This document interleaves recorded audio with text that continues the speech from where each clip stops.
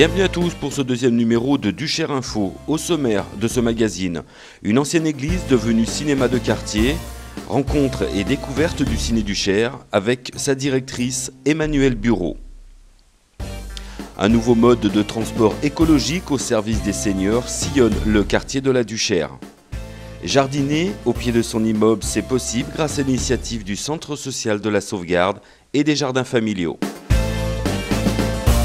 Implanté en plein cœur d'un quartier en mutation, le cinéma Ciné du Cher, avec une fréquentation de 17 000 spectateurs chaque année, se veut un lieu d'échange et de découverte. Sa directrice, Emmanuelle Bureau, nous fait découvrir ce lieu du 7e art. Nous sommes dans une église qui a été désacralisée dans les années, fin des années 80. L'église a été transformée en centre de découverte scientifique pour les enfants, qui s'est appelé Captiva.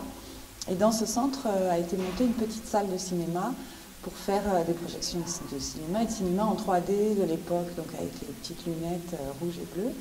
Et puis, ce sont des cinéphiles du quartier qui sont venus rencontrer le directeur et qui ont proposé de faire des séances le soir. Donc depuis, en fait, le centre Captiva a fermé et Ciné du Cher a continué. Et donc nous avons développé notre activité et nous faisons donc une vingtaine de séances par semaine, avec une quinzaine de séances pour le tout public et puis beaucoup de scolaires. Les cinéphiles sont duchérois, mais pas seulement. On accueille autour de 17 000 spectateurs par an et le public, ce sont à la fois des duchérois, particulièrement le jeune public qui vient dans le cadre des dispositifs d'éducation à l'image, et puis des familles qui viennent voir les films très grand public comme Shrek 4. Voilà, et on a aussi un public qui vient des Monts d'Or et qui vient plutôt sur les films d'art et d'essai.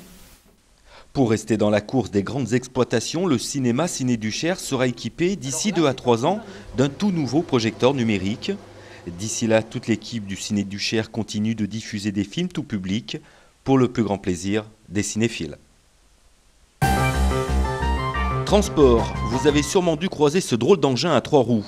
Voici maintenant quelques mois que Arefo, exploitant qui gère ce vélo, sillonne le quartier de la Duchère. Ahmed, chauffeur du cyclopousse. Là c'est pour allumer en fait, c'est le moteur en fait, c'est comme c'est électrique. Donc là on a le frein à main, le frein, là c'est les vitesses, puis on tend, droite gauche. Là c'est le gyrophare en fait, parce qu'on a un gyrophare aussi. D'accord. Et voilà, ça sinon il y a les vitesses, donc sinon voilà. Et là les personnes à se mettre derrière. Et ça va à combien de kilomètres/heure? Maximum 20-25 km/h. Hein. Réservé aux seniors, ce service de transport écolo est idéal pour les petits déplacements. Ainsi, les personnes âgées gardent une certaine autonomie pour se rendre chez le médecin ou bien encore faire leurs courses. Le cyclopousse circule 3 jours par semaine avec des tarifs avantageux. Actuellement, 3 arrondissements bénéficient de ce service. 2 sont en phase d'expérimentation.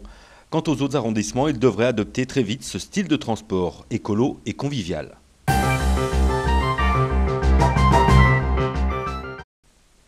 Jardiner au pied de son immeuble, c'est possible grâce au centre social de la sauvegarde et les jardins familiaux. Éviter l'isolement, créer des amitiés, faciliter les rencontres, ainsi les habitants se retrouvent autour d'une même passion. Moment de détente pour les uns, passerelle d'insertion pour les autres, les objectifs sont nombreux autour de ces jardins. Suivons Aïcha Benayad, animatrice au centre social de la sauvegarde. On va se mettre juste là pour prendre le... C'est un lieu ouvert sur d'autres ateliers. Parce que le but quand même, c'est l'insertion sociale des personnes. Et donc, il y avait cette transversalité. Et c'était dans les objectifs qu'on s'est donné aussi, que les gens ne restent pas isolés dans leur jardin. Algériens, Tunisiens, Marocains, Afghans, Sénégalais, Asiatiques, toutes les communautés se retrouvent autour de ces jardins. Un jardin à l'image du quartier.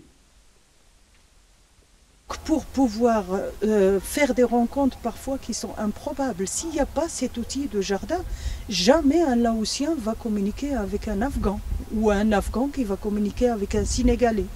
Et le fait que ça soit une action en dehors des murs du centre social fait que ça favorise ce lien.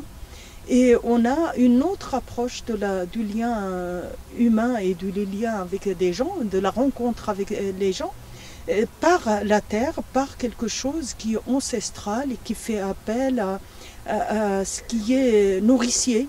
qui est la terre. Là, c'est l'Afghan, la famille afghane, qui a mis quelque chose que j'ai vu développer d'ailleurs au Maghreb. C'est-à-dire, ils ramotent la terre, ils font des tas et